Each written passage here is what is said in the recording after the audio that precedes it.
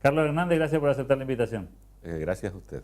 Bueno, 2015 va a ser un año movido políticamente, empieza con una elección provincial probablemente anticipada y después la frutilla del postre, ¿no? La elección nacional de la que tanto se habla. ¿Cómo se imagina ese 2015?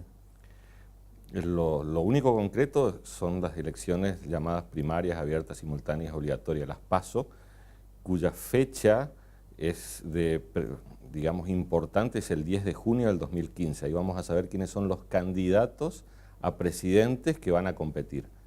Después la siguiente fecha importante es el 9 de agosto del 2015, donde se van a elegir efectivamente quiénes son los que competirán el 23 de octubre. Esas son las fechas que ya están fijas. Las provinciales todavía no son conocidas. Hay parte de gente que opina que tienen que ser antes, otras que tienen que ser después, en virtud de lo que creen que los va a beneficiar o no. ¿Cuánto juega la elección nacional en Corrientes? Digo, en un contexto en el que la elección provincial es una elección parlamentaria, de medio tiempo, de recambio legislativo, sin cambios de intendentes ni gobernador, uno se pregunta cuál va a ser la influencia de la elección nacional en la política provincial de Corrientes.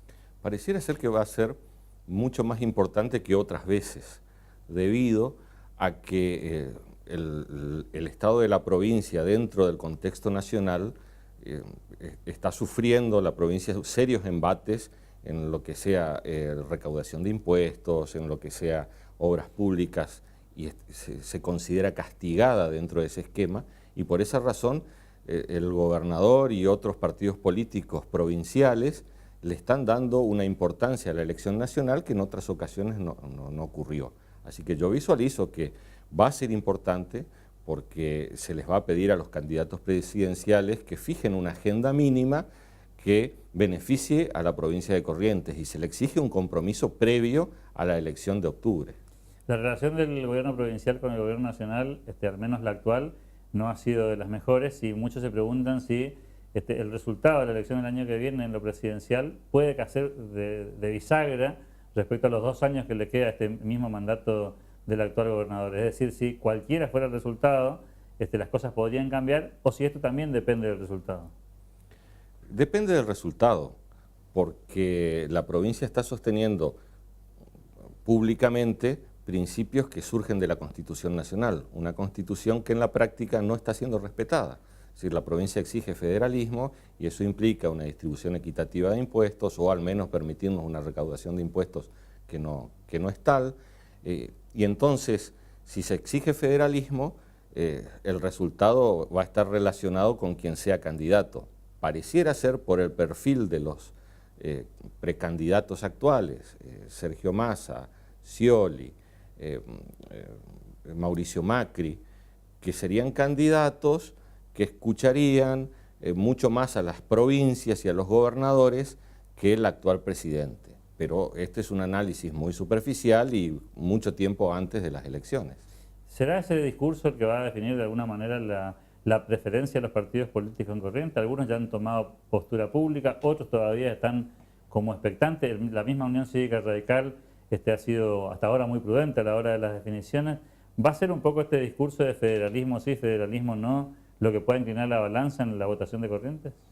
Sí, creo que va a ser un tema importantísimo en la agenda presidencial, a tal punto que se lo he escuchado decir a los principales actores políticos de la provincia, presidente de la UCR, presidente de los nuevos partidos como ELI, todos están planteando banderas como el federalismo, y le han exigido a los candidatos presidenciales que se pronuncien sobre las grandes obras públicas que necesita nuestra región, sobre los temas relacionados con la coparticipación federal y con los temas relacionados con las relaciones institucionales entre el Poder Central y las provincias.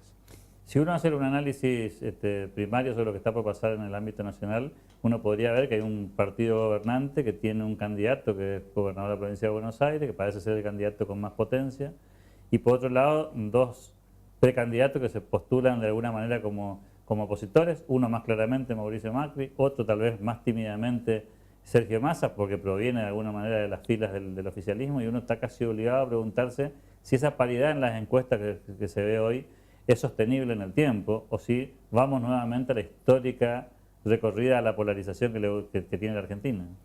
Yo creo que el fenómeno, además de ese análisis, es que el actual gobierno está tratando de preservar todo el poder posible ante la imposibilidad de que Cristina Fernández de Kirchner sea candidata presidencial. Está tratando de mantener ese núcleo duro que oscila entre un 25 y un 30% hoy en los sondeos de opinión en general, y preservar ese poder, preservar diputados, preservar senadores, preservar gobernadores para la transición posterior. O sea, ese es un fenómeno por un lado.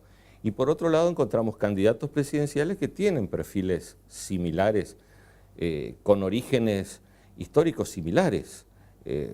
Scioli, proveniente del deporte y un empresario incorporado a la política por Carlos Saúl Menem, Sergio Massa, en su juventud secundaria militante de la Unión de Centro Democrático de Alzogaray y con posterioridad funcionario de Cristina Fernández de Kirchner y posteriormente intendente exitoso, Mauricio Macri, proveniente del sector empresarial de la Argentina, incorporado a la política como una suerte de outsider, proponiendo el cambio. Tienen perfiles parecidos. Los detalles van a hacer que el votante se incline para un lado o para el otro. Yo creo que es una elección en la que todos se van a volcar un poco hacia el centro del electorado y no va a haber una polarización tan grande. Claro, tradicionalmente uno podría ser que en las elecciones hay uno que siempre habla de la continuidad y otro que habla del cambio, pero dieron la sensación de que el discurso que se ha instalado es seguir con parte de lo bueno y cambiar aquello que no se ha resuelto, y creo que casi todos los candidatos van un poco camino a eso, aunque sea con sus matices, ¿no? Sí, porque los candidatos siguen a los sondeos de opinión. Y más allá de las opiniones personales que usted y yo podemos tener, en los sondeos de opinión surge una fotografía en la que gran parte de la gente estima que hay algunas cosas en las que se avanzó en este periodo. No hay que olvidarse que venimos de una hiperinflación con Alfonsín, de un año, casi otra hiperinflación en la época de la Rúa, momentos muy duros. Entonces la gente valoró de alguna manera la estabilidad que tuvimos estos primeros años y está sufriendo la inflación de estos últimos años. Entonces dice, algunas cosas se hicieron bien y otras mal. Y los tres candidatos están diciendo más o menos lo mismo con matices. Macri es quien dice que el cambio va a ser mayor, Massa es el que dice con habilidad estos temas van a ser los importantes, 2 o 3 temas que él considera que surge de la ciudadanía, y Scioli, que tiene la carga de ser el continuador, pero que ofrece el cambio dentro de la misma fuerza gobernante. Ahora, hay un aspecto que tal vez los pueda unir, ¿no? Y sería interesante conocer su opinión, que tiene que ver con la forma de hacer las cosas o el matiz discursivo de estos hombres que aparecen ahora en las encuestas como los que tienen mayores posibilidades. Diera la sensación de que no hay ninguno que represente la continuidad discursiva del gobierno, sino que más bien todos expresan un poco la moderación, ¿no? Sí, los tres se han tirado hacia el centro político y a partir de ahí los tres proponen diálogo, respeto a las instituciones, respeto al Poder Judicial, investigaciones en los casos de corrupción. Más o menos en eso hay coincidencias. Sin embargo, la pregunta es, ¿quién va a resistir mejor el alto poder que va a tener el sector camporista al retirarse del gobierno, pero quedándose con una porción importante de poder? ¿Es un año de bisagra el 2015 para la política de la República Argentina? ¿Se está jugando un cambio en serio? Muchas veces dijimos que sí. Yo soy optimista, creo que sí.